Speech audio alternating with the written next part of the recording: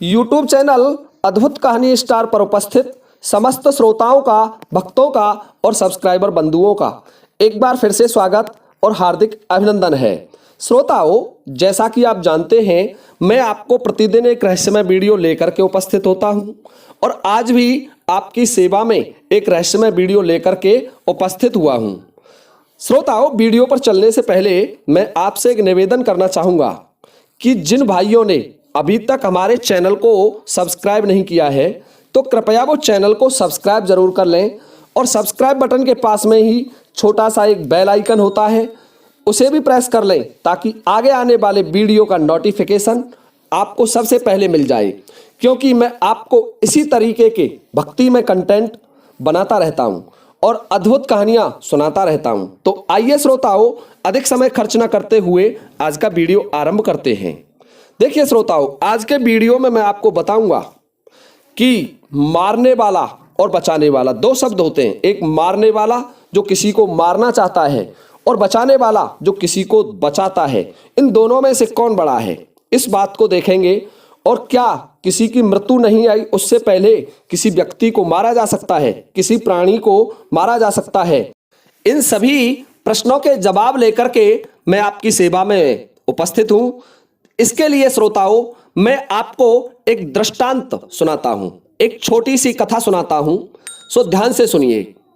एक समय की बात है कि एक कबूतर एक जंगल में दाना खा रहा था, चुग रहा था। तभी अंतरिक्ष में एक बाज होता है, एक शिकारी पक्षी होता है। वो बाज उस कबूतर को देख रहा था और वो भी अपना भोजन तलाश रहा था। तो उस बाज ने ऊपर से उस कबूतर पर अपना झपट्टा मारा और जब बाज को कबूतर ने आते हुए देखा तो कबूतर भी बड़ा चालाक था और ईश्वर उसके साथ था। सो कबूतर पीछे की तरफ हट गया और बाज का वो झपट्टा खाली चला गया और कबूतर तेजी से अंतरिक्ष में उड़ने लगा। परंतु देखिए श्रोताओं, बाज इतना शिकारी पक्षी है, उसने उसका पीछा नहीं छोड़ा।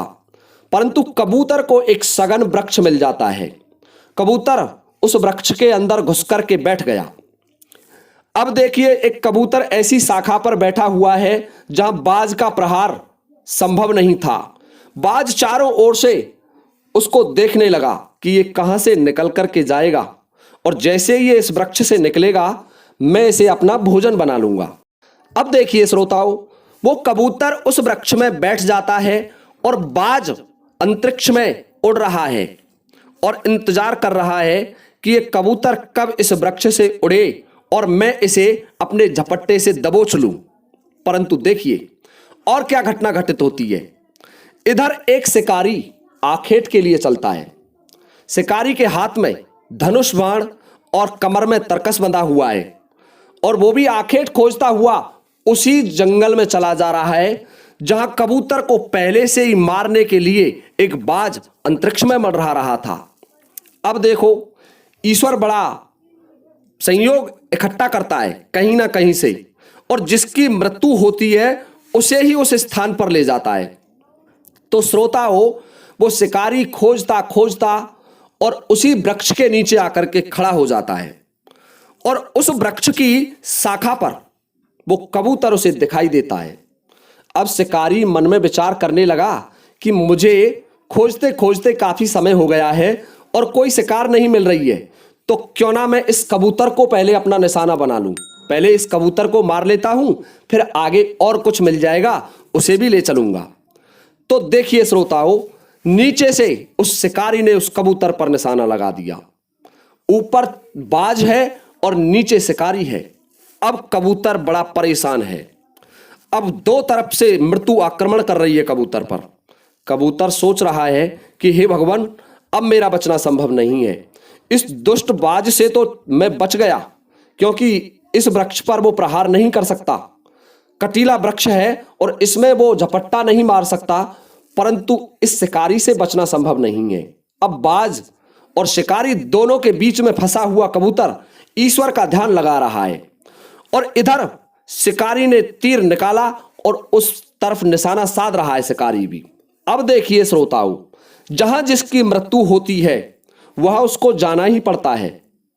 ईश्वर का संयोग होनी कबूतर की नहीं थी। और फिर मारने वाले से बचाने वाला बहुत बड़ा होता है।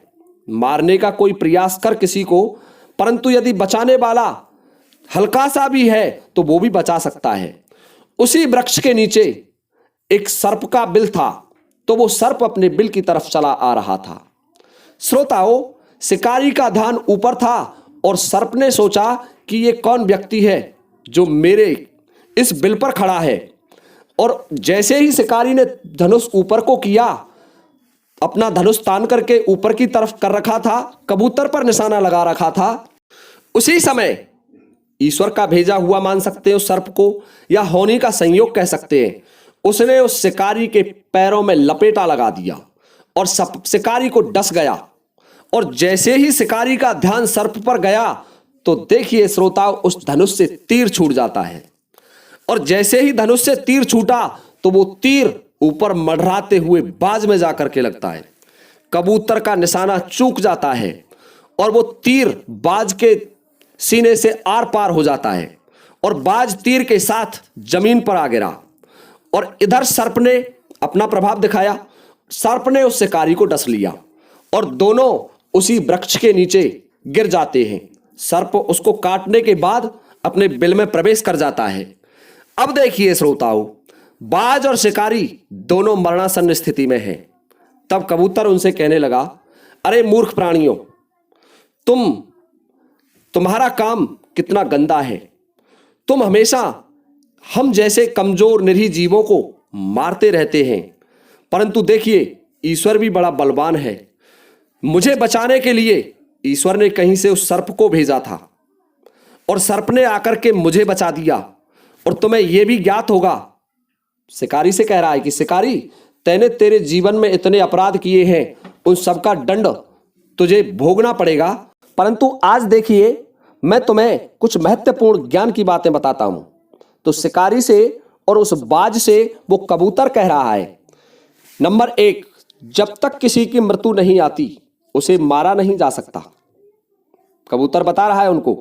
दूसरी बात कबूतर बोला, शिकारी ध्यान से सुन, यदि आपके जितना भोजन की इच्छा है और भोजन के अलावा एकत्र करने की इच्छा की कोई भी वस्तु को, तो उस वस्तु को आप निरर्थक एकत्र कर रहे हैं और वो वस्तु आपका विनाश कर सकती है।